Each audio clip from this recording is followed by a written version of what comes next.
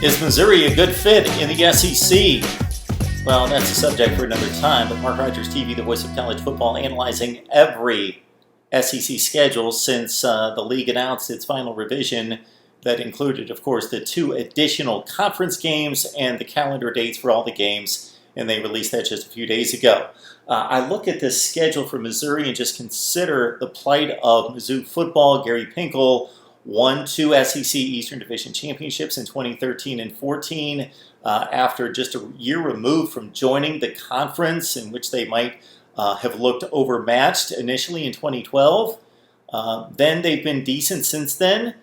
But man, Barry Odom turns it over to Mr. Drinkwitz, and it's going to be a tough ride possibly for the Tigers after a 6-6 campaign, and of course ineligible for a bowl game last year, and probably no bowl participation for anybody here in 2020. Let's look at this very unique schedule and a rough ride most likely for Mizzou. All right, they open up against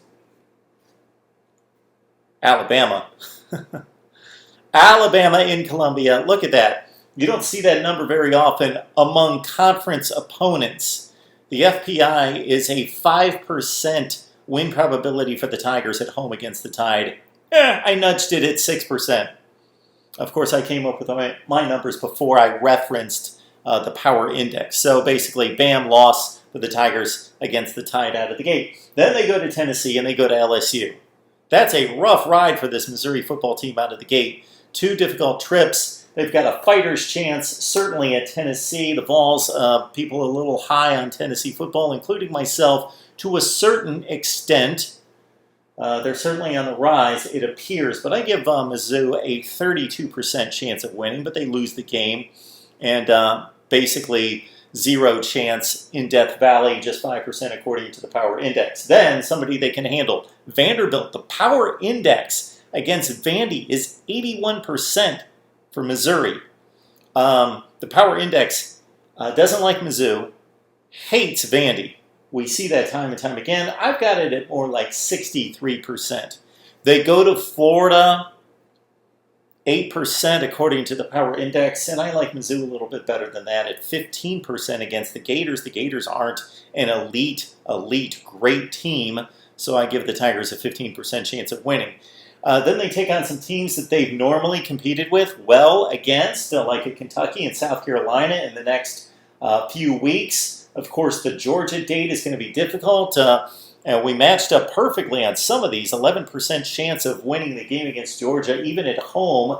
The Kentucky game, puncher's chance at around 40%, but I think those are all losses for Missouri football. They go to South Carolina. I've got a 40% chance of knocking off the Gamecocks, even at the other Columbia, but Mizzou loses that football game.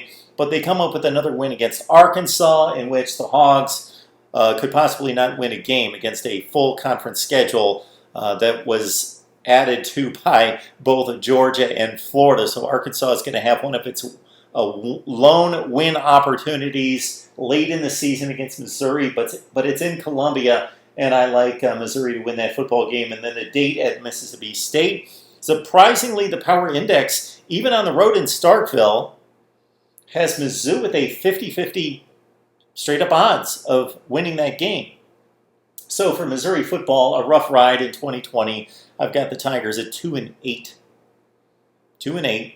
The power index just a notch above at 3-7. Leave your record for Mizzou football down in the comment section below.